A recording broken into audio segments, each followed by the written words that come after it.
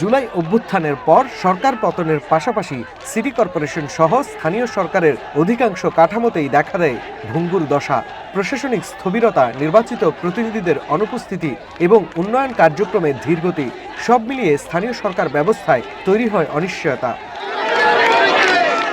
অবশেষে অন্তর্বর্তী সরকারের হাত ধরে গণতান্ত্রিক ধারায় ফিরতে আয়োজিত হয় ত্রয়োদশ জাতীয় সংসদ নির্বাচন।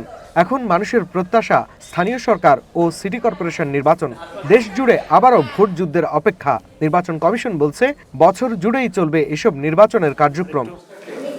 ঢাকা উত্তর ও ঢাকা দক্ষিণ এবং চট্টগ্রাম সিটি কর্পোরেশন এই 3 সিটি নির্বাচন আয়োজনের মধ্য দিয়ে পহেলা বৈশাখের আগেই স্থানীয় সরকারের নির্বাচন কার্যক্রম শুরু করতে চায় নির্বাচন কমিশন। বিষয়টি নিয়ে স্থানীয় সরকার বিভাগ এরই মধ্যে নির্বাচন কমিশনের কাছে চিঠিও পাঠিয়েছে। সিটি কর্পোরেশনের নির্বাচনের বিষয়ে আমাদের চিঠি এসছে। আমরা কমিশনের সিদ্ধান্ত নিয়ে পরবর্তী কার্যক্রম গ্রহণ করব। তারপরে অন্যান্য স্থানীয় সরকারের যে নির্বাচনগুলো আমরা স্টেপ বাই স্টেপ কমিশন সিদ্ধান্ত নিয়ে একটির পর একটি আমরা ইনশাল্লাহ করব। উপনির্বাচন যেগুলো বাকি রয়েছে দুটো, সেগুলো আমরা আশা করতেছি যে পহেলা বৈশাখের আগেই করার, কারণ পহেলা বৈশাখে সব সাধারণত ঝড় বৃষ্টি হয়, এর আগে করার জন্য আমরা চেষ্টা করতেছি এবং আমরা আশা করি যে করব ইনশাল্লাহ।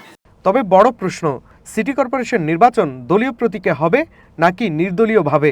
এই সিদ্ধান্তের জন্য এখন সংসদের দিকেই তাকিয়ে আছে নির্বাচন কমিশন।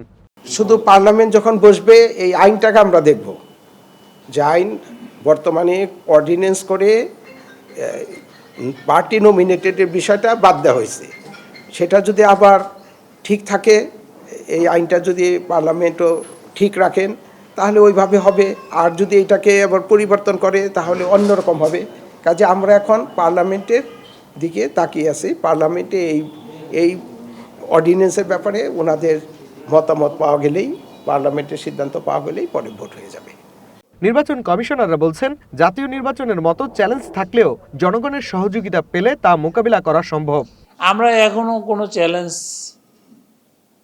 সামনে দেখতে পাচ্ছি না। কারণ হলো যে এত বেশি চ্যালেঞ্জ আমরা ফেস করছি যে কয়েকদিন আগেও বলছে যে ব্যাংকের সর্দি নাই। তো আমরা এই বর্তমান নির্বাচন কমিশন চ্যালেঞ্জের উপরই ছিলাম। তো এখন চ্যালেঞ্জকে আর চ্যালেঞ্জ মনে হচ্ছে না। আমরা আশা রাখি কোনো চ্যালেঞ্জ আমাদের ফেস করতে হবে না, সবাই আমাদেরকে সহযোগিতা করবে, ভালো নির্বাচন হবে ইনশাল্লাহ। নির্বাচন বিশেষজ্ঞরা মনে করছেন জাতীয় নির্বাচনের আগেই স্থানীয় সরকার নির্বাচন করাই কৌশলগতভাবে ভালো। এতে জাতীয় রাজনীতির সরাসরি প্রভাব কিছুটা কম থাকে।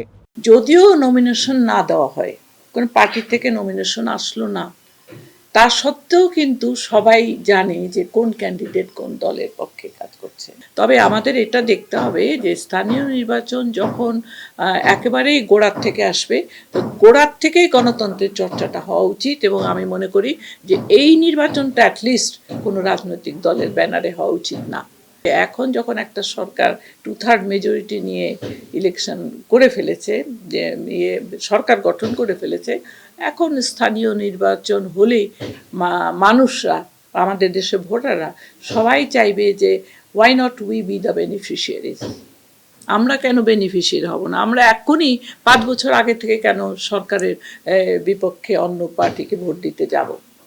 তো সেই জন্য একটু প্রভাবান্বিত হবে। এছাড়া সদ্য সমাপ্ত জাতীয় নির্বাচনের ভুল ত্রুটি বিশ্লেষণ করে তা থেকে শিক্ষা নিলে স্থানীয় সরকার নির্বাচন আরও সুশৃঙ্খলভাবে আয়োজন করা সম্ভব বলেও মত বিশেষজ্ঞদের। শাহরিয়ার বাঁধন, ওয়ান নিউজ, ঢাকা।